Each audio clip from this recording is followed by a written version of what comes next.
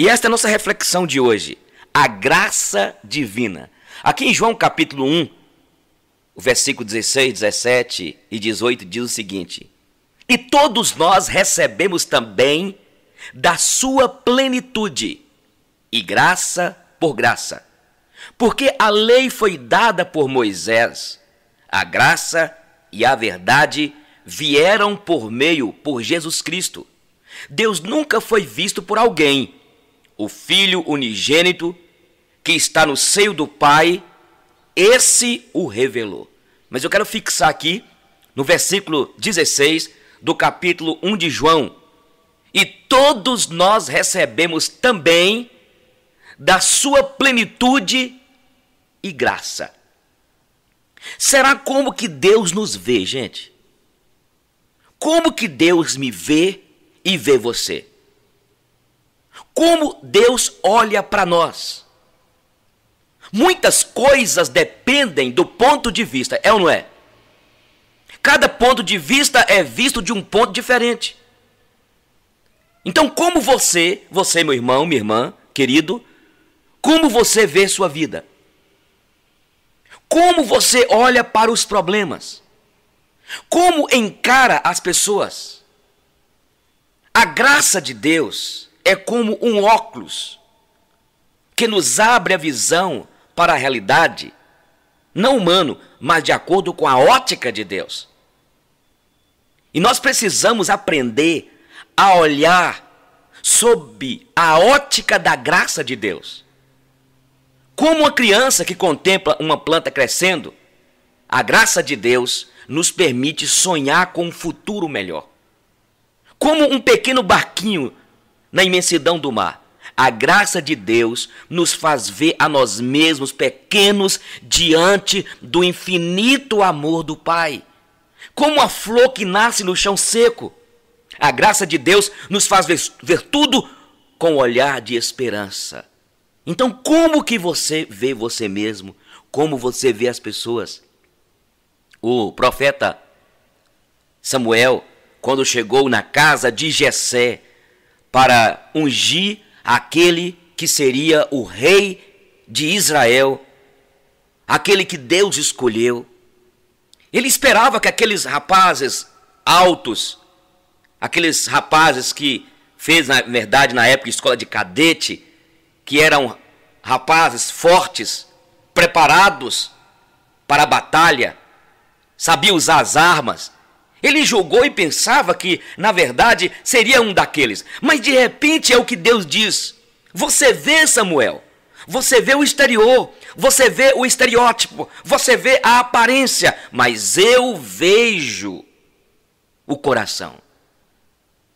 E então precisamos de entender como que Deus olha para nós. E nós precisamos de entender e aprender as características desta graça de Deus. E uma das coisas que nós aprendemos desta graça divina, deste Deus que olha para nós com a sua graça, esta graça, ela é gratuita. Romanos capítulo 3, versículo 24 diz: sendo justificados gratuitamente por sua graça, mediante a redenção que há em Cristo. Então, olha, isso é claro, isso é redundante. Se é graça, tem que ser de graça. Então, ele nos olha para nós e nos justifica gratuitamente. Então, nunca podemos esquecer da gratuidade de Deus para conosco. Tudo que Deus faz é de graça, por amor e misericórdia de nossas vidas. E este amor dele é um amor incondicional. Quando aprendemos a ver a vida pelo olhar da graça de Deus, passamos a fazer as coisas para as pessoas sem querer nada em troca, sem expectativas de reconhecimento ou recompensa. Muitas vezes, e esse é o problema de hoje, nós olhamos para as pessoas pela aparência, tal como Samuel olhou no passado. Tal como aquele rapaz, quando Filipe evangelizou ele, Natanael, e disse que havia encontrado o profeta, o Salvador. Aí Natanael falou assim: de Nazaré pode sair alguma coisa que presta? E aí Jesus disse: Natanael, eu te conhecia. Como tu me conhecia? Então, o olhar de Natanael foi o olhar que muitos nós temos. Nós vivemos numa sociedade, e principalmente nesses dias, nessa pós-modernidade, onde a sociedade virou de cabeça para baixo, onde existe aí a internet, você tem seu WhatsApp, você tem seu Facebook, você tem aí os sites, e a gente sabe que o Face mostra o que ali? É, na verdade, a sua face. A gente fica vendo as pessoas colocando as suas fotos, é interessante que as pessoas colocam as fotos, se esmera para tirar a melhor foto, para poder fazer o Photoshop, para poder mostrar ali quem, na verdade, ela não é. E a gente olha e acaba, nós estamos com a mente tão dominada pela mídia, por aquilo que é definido pela sociedade, pela mídia, pela moda, pelos esteticistas, não é assim? Pelas grifes. Qual é a representação do belo? E, na verdade, Deus não nos olha como olha as pessoas. Deus não olha a aparência. E por isso nós precisamos de aprender e termos esses olhos de Deus que nos olha gratuitamente. Se Deus fosse olhar para mim e para você, quem verdadeiramente nós somos? Porque você me vê na rua, você me vê pregando na igreja, você entra no meu Face aí e me vê lá com a minha esposa, com minhas filhinhas, a gente faz aquela montagem, mas ali é apenas o estereótipo. Mas quem me vê e vê você é Deus. E nós temos esse problema de olhar para as pessoas, a aparência. E então nós queremos justificar as coisas na sociedade pela aparência. E nós precisamos de pedir a Deus para olhar para as pessoas com o olhar dele, que não olha a aparência. Pastor, nós vamos também conseguir ver como Deus vê o interior? Não é isso. Mas é olhar as pessoas pelo olhar da graça, olhar da bondade, olhar da misericórdia. E sem esperar receber nada em troca. Nós vivemos nos dias onde toma lá e me dá cá. Onde fazemos as coisas para as pessoas, mas esperando receber lá à frente. Não é assim? Você está preparando para casar, não está, menina? Mas há um problema que as pessoas estão convidando os padrinhos, não por amizade, não aquelas pessoas que fizeram parte da sua adolescência, da sua infância, pessoas que fizeram parte da história sua, da sua família, mas convida alguém para ser padrinho ou madrinha, por status, para esperar receber alguma coisa, um presente melhor. E eu me lembro de alguém que convidou um homem muito rico, um grande empresário, próspero, esperando receber, quem sabe, uma geladeira, esperando receber, quem sabe, um jogo de quarto, e recebeu o pior presente daquele casal de empresário. Porque sabia que o rico é assim. Olha para Montes Claros, olha os ricos que tem em Montes Claros. Você sabe disso. Por isso que a Bíblia diz que é mais fácil passar um camelo pelo fundo de uma agulha do que um rico que está nos céus. E um dos discípulos entrou em crise: Senhor, então é difícil, então ninguém vai ser salvo não, então desgraçou tudo. Aí Jesus disse: não, mas tudo é possível. O Senhor, para Deus tudo é possível. Então você tem de ter cuidado, você que está preparando para casar, quanto a isso. Você tem de convidar as pessoas da sua adolescência, as pessoas que investiram, que estavam com você. Então como que nós vemos as pessoas? Deus nos vê com os olhos da sua graça. Os óculos de Deus, a graça divina dele é gratuita.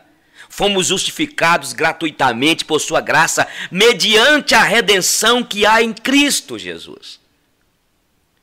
Em segundo lugar, esta graça divina, ela é viva. O Salmo 63 diz: porque a tua graça é melhor do que a vida, os meus lábios te louvam. A vida é um dom gratuito de Deus. A graça divina se manifesta em cada suspiro que damos, nos permitindo viver. Quando acordamos ou quando dormimos, tudo é pela graça. O amor de Deus se manifestou em todas as espécies de seres vivos para revelar sua grandeza e perfeição. A graça é viva e doa vida a todos. Olhar pela graça de Deus é ver que estamos vivos por permissão do Senhor e que a vida que temos agora pertence a Deus. Por isso precisamos aproveitar cada momento da vida, porque a graça de Deus é viva. Porque a tua graça é melhor do que a vida. Entende o que eu estou falando? Ainda que estamos vivendo dias difíceis, ainda que você esteja aí vivendo uma vida tão atribulada, uma vida tão difícil, angústia, terríveis, tristeza, passando por situações difíceis, quem sabe você está tendo um problema na justiça, talvez você está tendo um problema, meu irmão, que crise financeira e você tem desanimado com a vida. Mas existe a graça que te sustenta. É a graça de Deus. A graça de Deus é melhor do que a vida. Por isso, os meus lábios te louvam. Apesar de tudo que estou vivendo, eu louvo o Senhor, porque existe uma graça. E esta graça que está sobre mim, que sustenta a minha vida, é tão maravilhosa que é melhor do que a vida.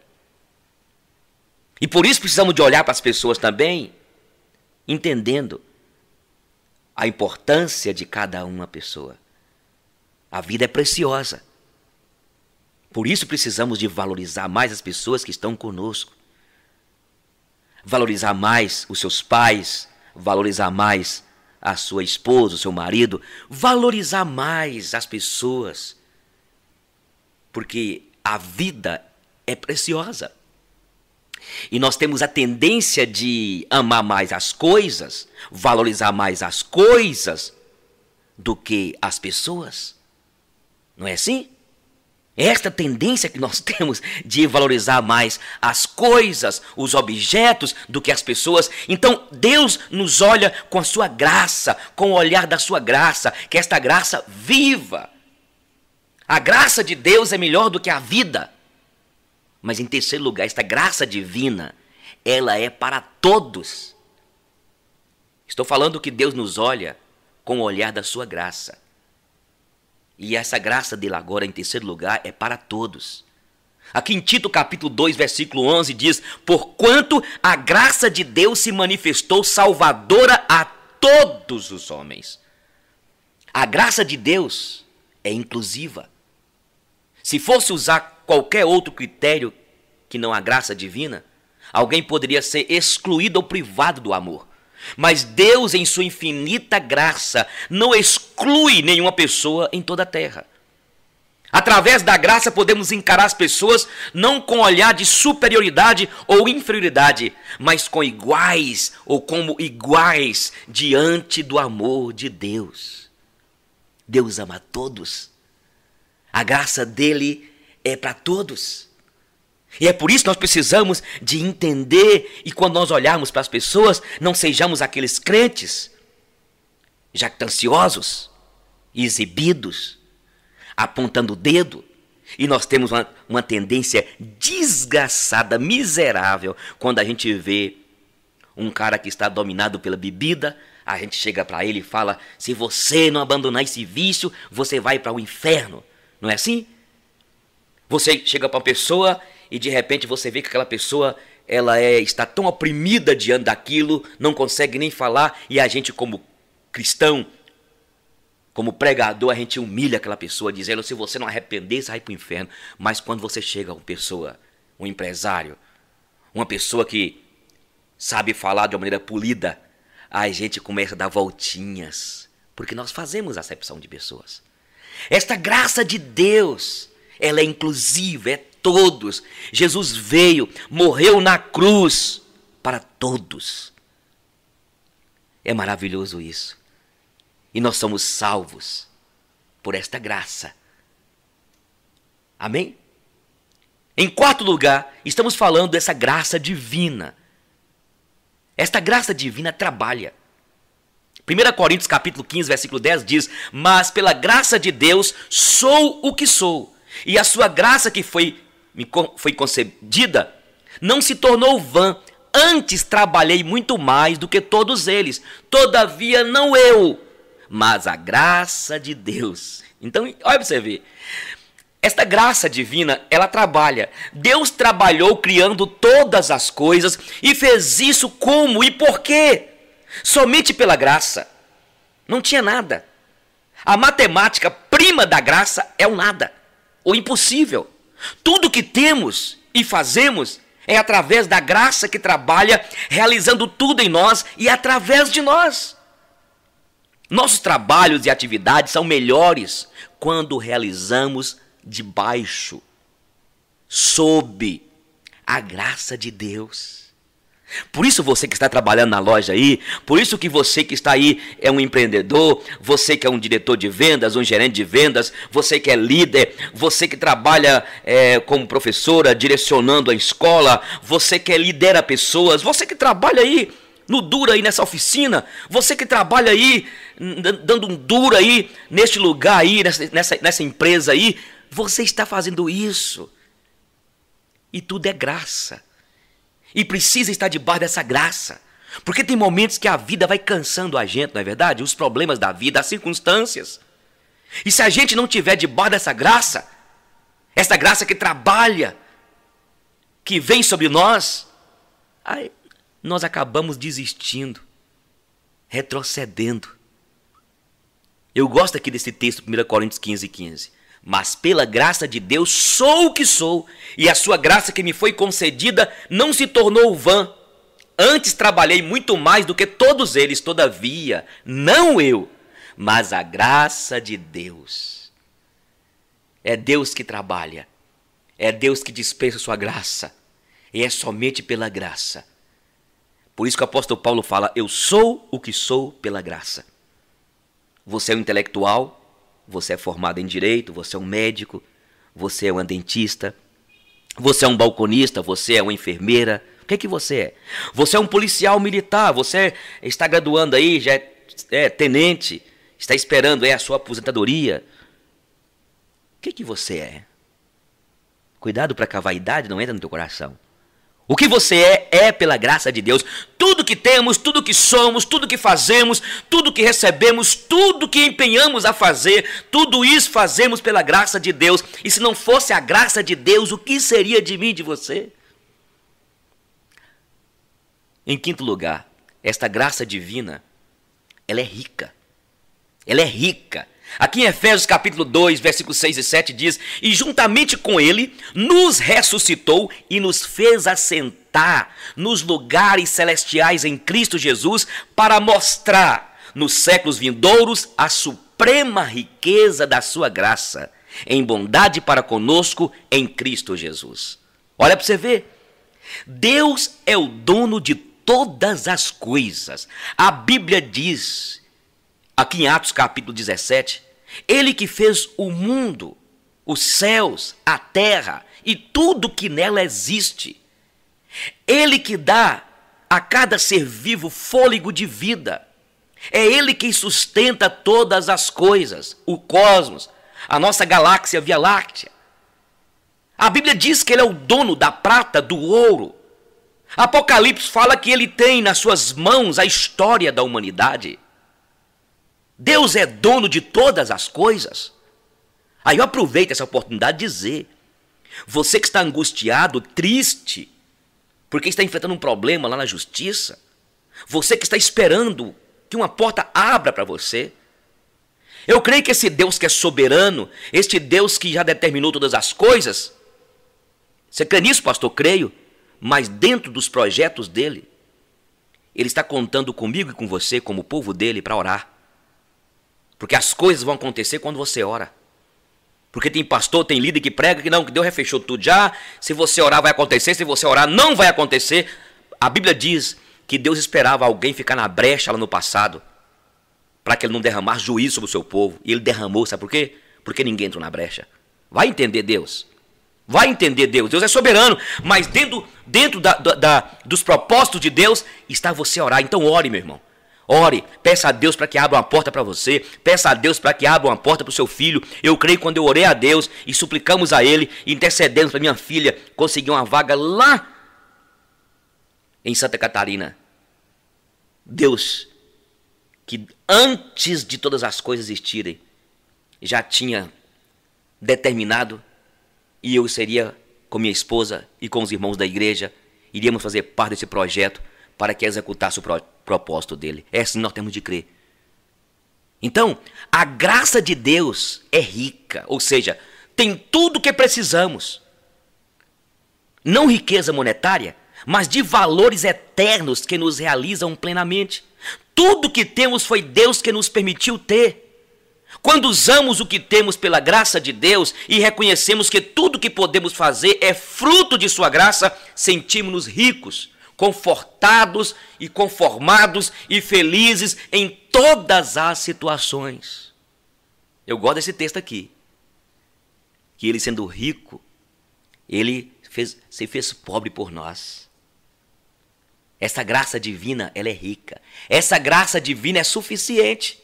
Aqui em 2 Coríntios 12, 9 diz: então ele me disse, a minha graça te basta, porque o poder se aperfeiçoa na fraqueza. De boa vontade, pois, mais me gloriarei nas fraquezas, para que sobre mim repouse o poder de Cristo. A graça de Deus nunca vai acabar. Ela é suficiente, o bastante necessário para tudo o que precisamos, principalmente em momentos de dor. Sabemos que a graça supera todas as dificuldades. Ao enfrentar uma dificuldade, sentimos a força especial da graça de Deus, superando as limitações humanas. A graça de Deus nos satisfaz plenamente. Então esta graça divina, ela é suficiente. A minha graça te basta, porque o poder se aperfeiçoa na fraqueza. De boa vontade, pois, me gloriarei nas fraquezas, para que sobre mim repouse o poder de Cristo. Eu quero falar com você, minha irmã, que está aí me ouvindo. Você, amado, que está vivendo aí um momento de luta interior.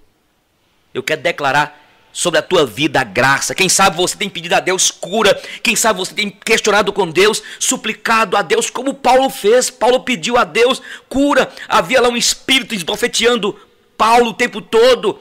Ele tinha um espinho na carne. E chegou um momento que Deus disse para ele: a minha graça te basta, porque o meu poder se aperfeiçoa na fraqueza. E chegou um momento que o apóstolo Paulo diz: quando eu sou fraco, é aí que eu sou forte. Ele diz aqui, ó, de boa vontade, pois me gloriarei nas fraquezas, para que sobre mim repouse o poder de Deus. Eu gosto quando o apóstolo Paulo diz em Romanos 8, 28, todas as coisas cooperam para o bem daqueles que amam a Deus. A graça de Deus te basta. A graça de Deus está sobre você. Se Deus quiser te curar, Ele cura, Ele tem poder. O Deus que estou pregando aqui é o Deus que continua curando, é o mesmo ontem, hoje, será eternamente. Mas precisamos de entender que nós não sabemos a vontade dEle. E mesmo Ele não curando, o que sustenta-nos é a graça dEle, é a bondade dEle, e a graça dEle é suficiente. Mas também a graça divina é multiforme. Aqui em 1 Pedro capítulo 4, versículo 10 diz: servi uns aos outros, cada um conforme o dom que recebeu, como bons despenseiros da multiforme graça de Deus. Deus é criativo e fez cada coisa com particularidades únicas. A diversidade na natureza é prova disso. Da mesma forma, a graça se manifesta em cada pessoa ou momento de uma maneira nova e diversificada. Às vezes queremos que Deus faça conosco a mesma coisa que fez com outra pessoa, e se Ele não fizer, achamos que é injusto, e não é. Deus não faz tudo igual, Ele faz sempre melhor. Quando olhamos pela ótica da graça, aceitamos as diferenças nas pessoas, passamos a ver nossos próprios erros e destacar as qualidades do nosso próximo. Quando a gente vê Jesus chegou para um cego, quando o cego falou assim: Senhor, que eu torne a ver. Jesus perguntou para aquele cego: o que tu queres que eu te faça? Que eu torne a ver? Ele viu, né? Já teve outro momento que Jesus colocou no olho do cego o quê? Aquele cuspe, fez um lodo e colocou aquele no olho. Teve um momento que o leproso chegou para Jesus e disse: Senhor, eu sei que tu podes me curar. Tu tens poder para isso. Se tu quiseres me curar. E Jesus falou assim: eu quero. Então ali a vida de Jesus, o ministério de Jesus, a gente pode ver as maneiras multiformes da ação de Deus, da ação de Jesus, dessa graça dele que vem de maneiras diferentes. Eu fico vendo aqui em Montes Claros pastores que têm ministérios diferentes. Esses dias eu preguei numa igreja de um pastor, e é um pastor que eu admiro ele, eu fui lá falar sobre casais. E o pastor Walter, eu cheguei lá para ministrar a maneira, o ministério que Deus deu para ele, que tem crescido. Deus tem usado de uma maneira tão linda, tão maravilhosa. Por outro lado, você vê um pastor que ele trabalha mais na área, ele é um mestre, não é assim? A gente vê outro pastor que ele trabalha na área mais de família, o outro trabalha mais na área, trabalhando com adolescentes, com jovens. Eu fico vendo o PC, é um trabalho aí do pessoal da Conexão. O PC é um jovem que tem conseguido aglomerar um grande número de adolescentes e jovens com o trabalho que ele tem feito. E tem visto alguns pastores ficando enciumados. Deus usa aquele rapaz, e tem alguns jovens na nossa igreja que estão lá com eles lá. Deixa eles irem. Eu não consigo desenvolver um ministério que PC, o Paulo César, tem desenvolvido aqui em Montes Claros. E ele tem feito um trabalho maravilhoso com os jovens. E o problema da gente é esse, que a gente faz o gueto da gente. A gente faz aquele gueto da gente, não é verdade? O pastor Eugênio tem o seu gueto ali. E aqui ninguém sai e depende de quem vai entrar. E Deus está usando ministérios aqui em Montes Claros de uma maneira fantástica. Eu poderia citar aqui vários pastores aqui em Montes Claros que são bênçãos. É o jeito deles. Meu jeitão de pregar é isso aqui. Eu sou muito focado em família. Eu gosto muito de temas. Se você me dá um tema para me tratar nesta área de família ou em alguma área teológica, eu me sinto à vontade. Sabe? Mas tem algumas áreas que eu não gosto, por exemplo, libertação. Eu não gosto de libertação. Já expulsei demônio, já fui em casas, e quando aparece algum, chama pastor fulano. Não é meu ministério, não é minha área. É a multiforme graça manifestando no ministério, na vida de alguém. É ou não é? Nós temos Deus tem várias maneiras de agir. É esta graça, é essa maneira Deus de ver as coisas. E nós precisamos de ver também. Então, colega pastor, você colega líder, você tem de entender que aquela pessoa tem um ministério dele. Aquela igreja tem um jeito dela. É verdade que tem de fazer críticas, alguns exageros, que eu faço sempre. Mas em oitavo lugar, esta graça divina, ela é superabundante. 2 Coríntios capítulo 9, 8 e 14 diz: Deus pode fazer-vos abundar em toda graça, a fim de que, tendo sempre, em tudo, ampla suficiência, superabundeis em toda boa obra, enquanto oram eles a vosso favor, com grande afeto, em virtude da superabundante graça de Deus que há em vós. Deus é maior do que todo o universo. A graça transborda incessantemente sobre nós, porque ela nunca acaba. A graça é infinita. Entende, meus irmãos? Não há limites para o amor de Deus. Quando pensamos que está quase no fim, Deus renova tudo e começa de novo, nos dando outras oportunidades para realizarmos ou para realizar novos sonhos. A graça dele é superabundante. Eu quero repetir isso aqui, olha, essa graça, Deus é maior do que todo o universo. Deus é maior do que a igreja presbiteriana. Deus é maior do que a igreja Assembleia de Deus. Deus é maior do que a igreja batista. Deus é maior do que a igreja católica. Deus é maior do que o PT.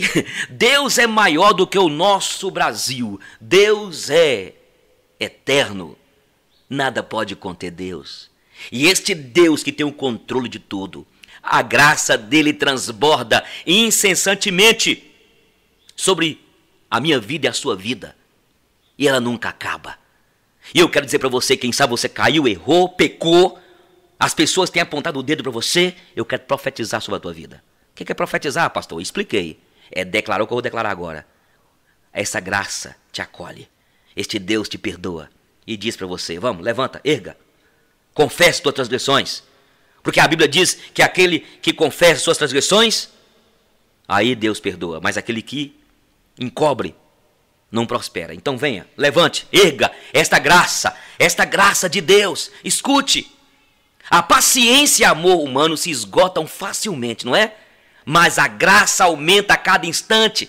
Por isso, através do olhar da graça, somos renovados em nosso afeto pelas pessoas. Por isso, temos de olhar para aquela pessoa que caiu, que errou, que ela tem oportunidade. Pastor Eugênio, mas aquele cara já caiu já 37 vezes. Ainda está pouco ainda. Segundo a ideia de Jesus, é 490. Vamos recorrer ao irmão, socorrer o irmão. Nós somos impacientes. Eu mesmo sou um cara que eu vejo alguns pastores que tem uma paciência. E como eu preciso mais e mais dessa graça. Esta graça que precisa aumentar em nossas vidas. Porque a gente, logo, deixa pra lá, não quero saber mais não. Tenha paciência com seu marido, tenha paciência com a sua esposa, tenha paciência com seus filhos, tenha paciência com essa pessoa, tenha paciência, porque Deus teve paciência conosco. Mas ainda, em nono lugar, esta graça justifica. Aqui em Tito capítulo 3, versículo 7 diz: a fim de que justificados por graça, nos tornemos seus herdeiros, segundo a esperança da vida eterna. Jesus morreu para nos perdoar gratuitamente, só por amor. Pela graça, somos perdoados de nossos pecados e nos tornamos justos para Deus. A justiça humana não apaga o erro, apenas condena, aponta o dedo, condena. A justiça de Deus purifica o pecador, fazendo voltar a ser limpo, como antes de cometer o pecado. Quando conhecemos o perdão incondicional de Deus, aprendemos a perdoar as pessoas e não cobrar por seus erros. A graça nos permite esquecer o que alguém tenha feito de ruim para nós. Mas em 10º lugar, esta graça divina capacita. Aqui em Romanos capítulo 12, versículo 6 diz: tendo, porém, diferentes dons, segundo a graça que nos foi dada. Se profecia, segundo a proporção da fé. Deus não chama capacitados, mas capacita os chamados. Entende? Eu quero aproveitar e falar uma coisa aqui que eu tenho ouvido de muitos pastores famosos. Até eu já falei. Aquele ditado antibíblico, não está na Bíblia. A gente começa a arrumar alguns jargões na igreja, alguns pastores famosos. Escuta o que eu vou falar aqui agora. Ei, para aí um pouquinho, escuta. Deus não chama preguiçoso. Deus não chama ocioso, desempregado, desocupado. O pior, ou o melhor é que Deus chama. É que Deus chama, porque Deus não chama capacitados. Tem hora que o pastor fala de púlpito: olha, Deus não chama preguiçoso, Deus não chama desocupado, Deus não chama quem aí nunca trabalhou, mas de repente Ele chama, Ele é Deus. Deus não chama capacitados, mas capacita os chamados. Aí tem base bíblica. Porque ninguém nasce capacitado. Ora, se ninguém nasce capacitado, Deus chama o desocupado, Deus chama o preguiçoso, Deus chama o desalento. E aí, quando Deus chamar, aí ele tem de entrar na trilha para poder trabalhar, porque quem não trabalha não coma, para poder pregar a palavra dele. E tem de tirar essa ideia da boca, essa frase: Deus não chama desocupados. Melhor é que Ele chama. E quando Ele chama, Ele prepara, Ele capacita. Escute, os dons, talentos e capacidades são doados de graça para todas as pessoas. Todo mundo tem um dom, porque Deus distribuiu talentos a todos. Quando recebemos o Espírito Santo, Ele nos capacita com dons espirituais que não são apenas habilidades humanas.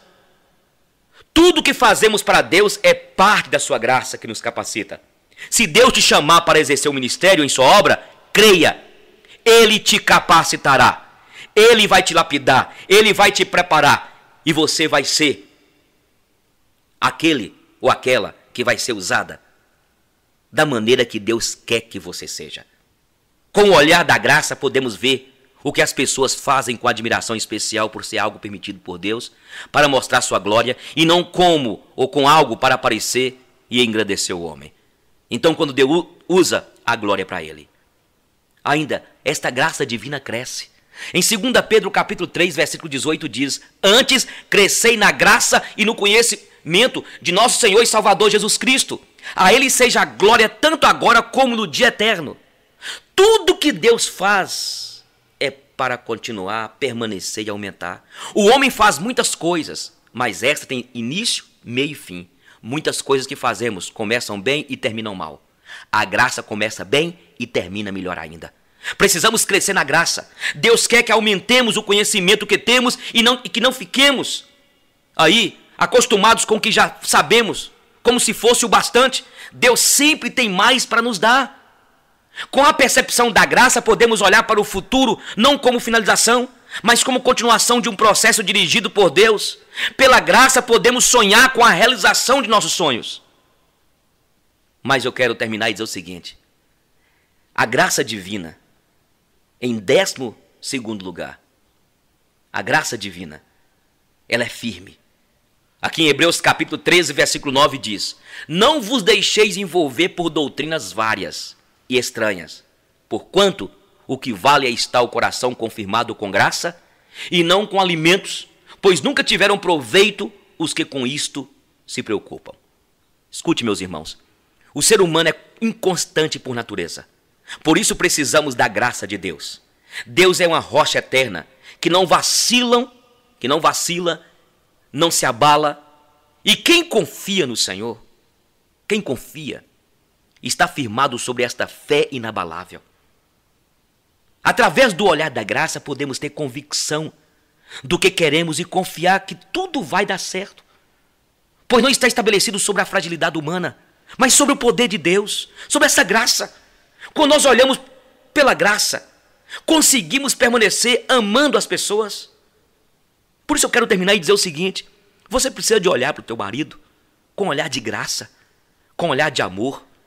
Não com o olhar que Samuel teve quando eu iniciei essa mensagem. Não com o olhar de Natanael quando olhou e falou que Jesus de Nazaré podia sair alguma coisa que presta. Mas quando nós olhamos e quando nós somos envolvidos por esta graça, nós passamos a ver as pessoas de uma maneira diferente. Não é verdade? A Bíblia mostra que Isaías começou a declarar os ais.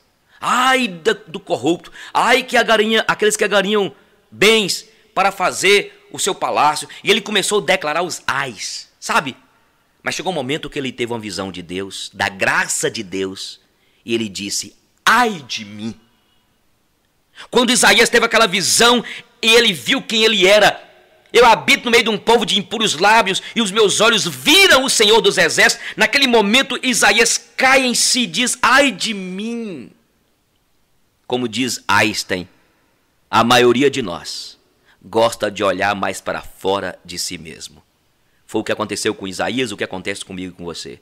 Quando nós temos o olhar de Deus, o olhar da graça, nós começamos a olhar para as pessoas e ver que aquelas pessoas são pessoas que merecem o respeito, o amor, o perdão, o carinho, a consideração.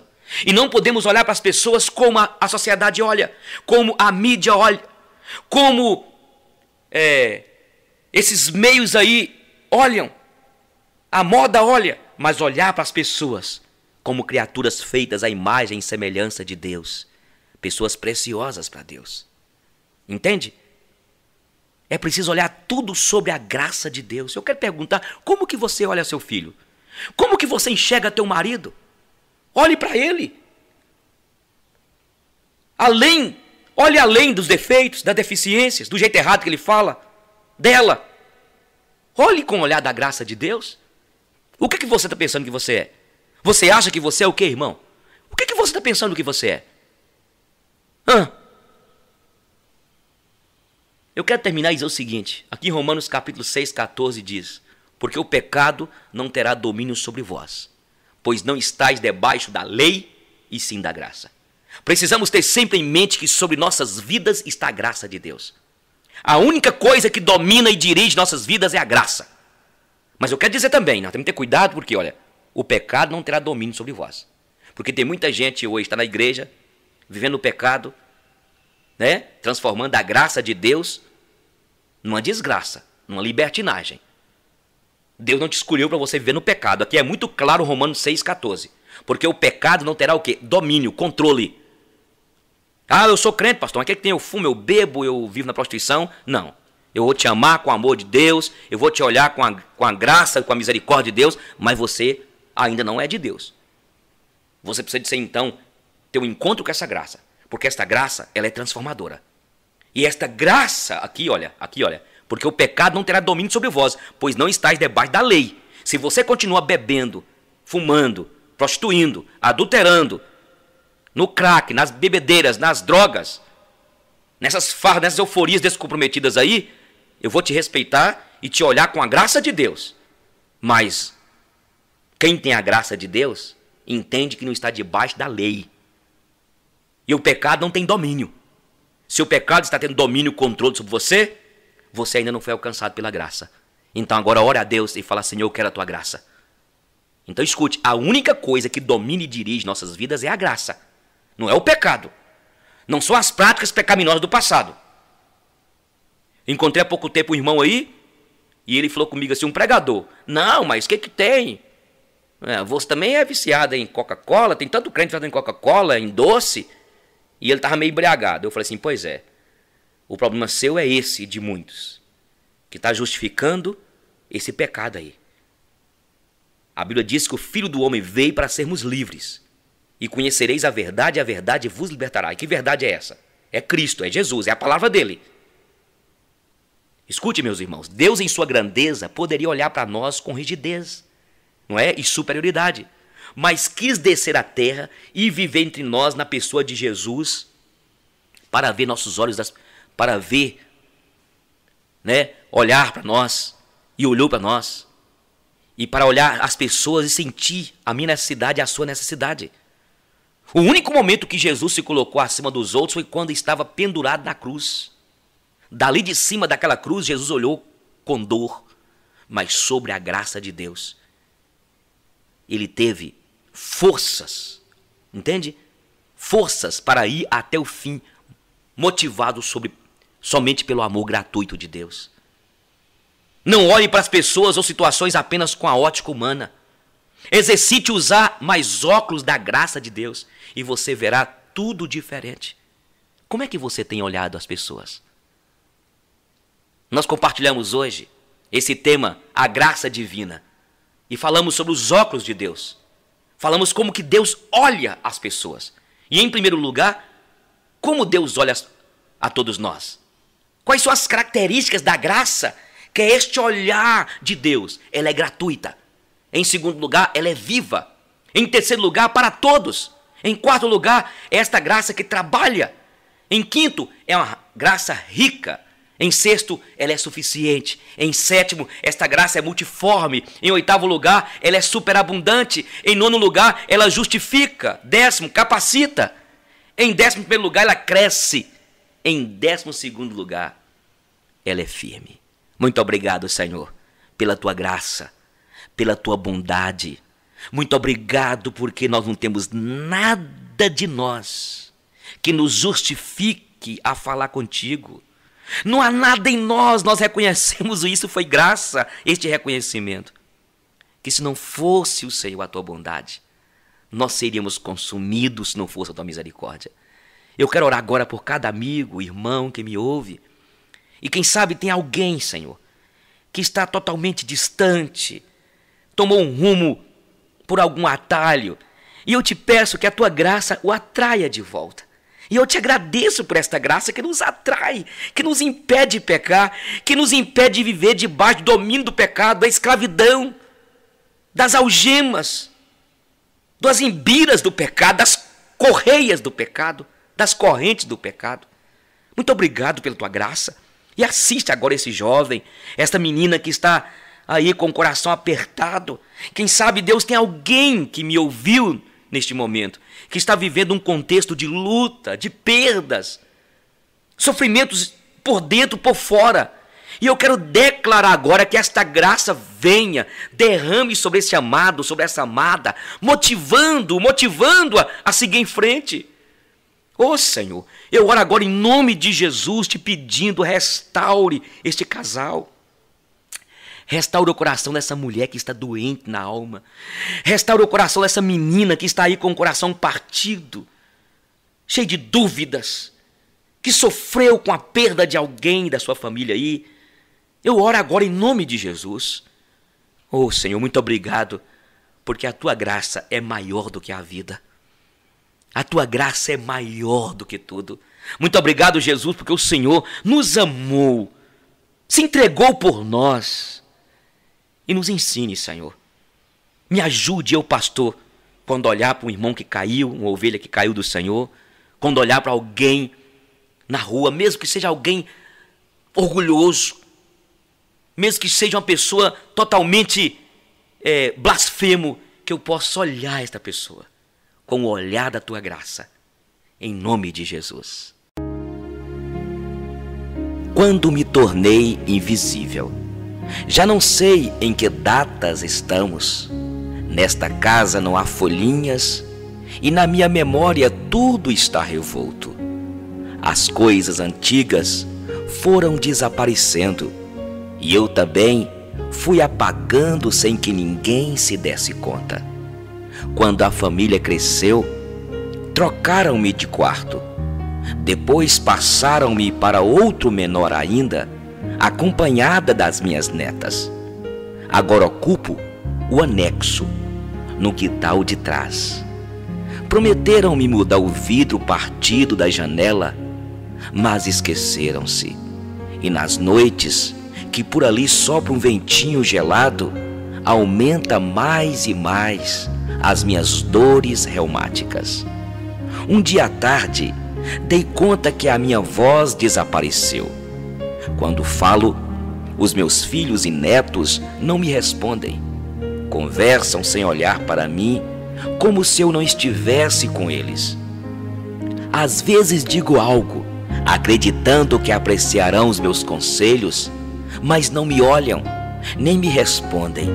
Então retiro-me para o meu canto, antes de terminar a caneca de café. Faço isso para que compreendam que estou triste e para que me venham procurar e me peçam perdão. Mas ninguém vem. No dia seguinte disse-lhes: quando eu morrer, então sim, vocês irão sentir a minha falta. E meu neto perguntou: estás viva, avó? Rindo. Estive 3 dias a chorar no meu quarto, até que, numa certa manhã, um dos netos entrou para guardar umas coisas velhas. Nem bom dia me deu. Foi então que me convenci de que sou invisível. Uma vez os netos vieram dizer-me que iríamos passear ao campo. Fiquei muito feliz. Fazia tanto tempo que não saía. Fui a primeira a levantar, quis arrumar as coisas com calma. Afinal, nós velhos somos mais lentos. Assim arranjei-me a tempo de não atrasá-los. Em pouco tempo, todos entravam e saíam, correndo da casa, atirando bolas e brinquedos para o carro.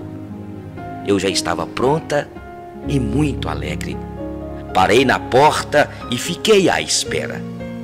Quando se foram embora, compreendi que eu não estava convidada. Talvez porque não cabia no carro. Senti que o coração encolhia e o queixo tremia, como alguém que tinha vontade de chorar. Eu os entendo. São jovens, riem, sonham, se abraçam, se beijam. E eu? Antes beijava os netos, adorava tê-los nos braços como se fossem meus. E até cantava canções de embalar que tinha esquecido. Mas um dia minha neta, que acabava de ter um bebê, me disse que não era bom que os velhos beijassem os bebês por questões de saúde. Desde então, não me aproximo mais deles. Tenho tanto medo de contagiá-los. Eu não tenho mágoa deles. Eu perdoo a todos. Porque que culpa têm eles de que eu tenha me tornado invisível? A Bíblia diz em Levítico 19:32: diante dos idosos te levantarás, honrarás os seus cabelos brancos, honrarás a face do ancião, e assim e estarás temendo teu Deus. E eu sou o Senhor, que agrado dessas coisas. A Bíblia diz em Provérbios 20, 29: a glória dos jovens é a sua força, mas a beleza dos velhos são as suas cãs, os seus cabelos brancos. Honra o teu pai e a tua mãe, para que os teus dias sejam prolongados. A maneira como você trata os seus pais hoje, os teus filhos estão vendo, e futuramente eles irão tratá-los da maneira como eles viram tratando seus avós.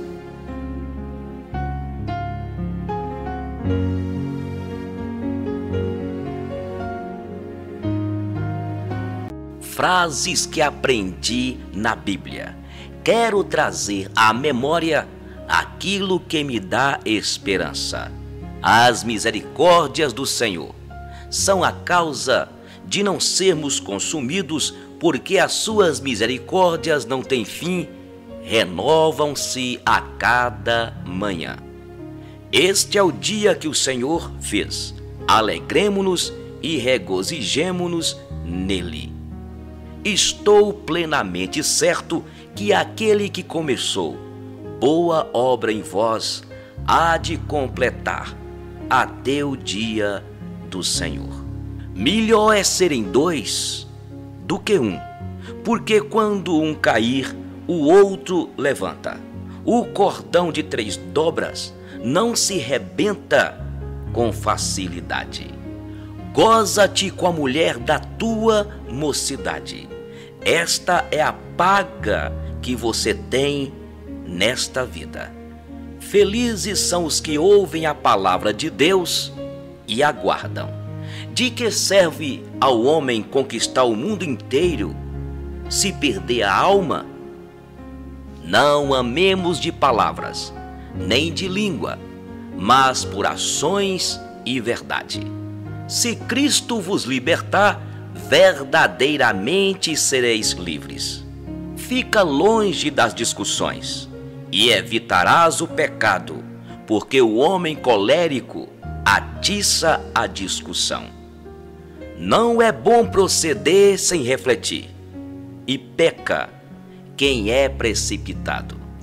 Melhor é morar no eirado do que com a mulher rixosa dentro de casa. Toda disciplina no momento não parece motivo de alegria, mas de tristeza. Depois, no entanto, produz naqueles que assim foram disciplinados um fruto pacífico e de justiça. O meu mandamento é este: amem uns aos outros como eu amo vocês. Quem é correto nunca fracassará e será lembrado para sempre. Quem semeia a injustiça colherá a desgraça. Nunca esqueça dos pequenos começos.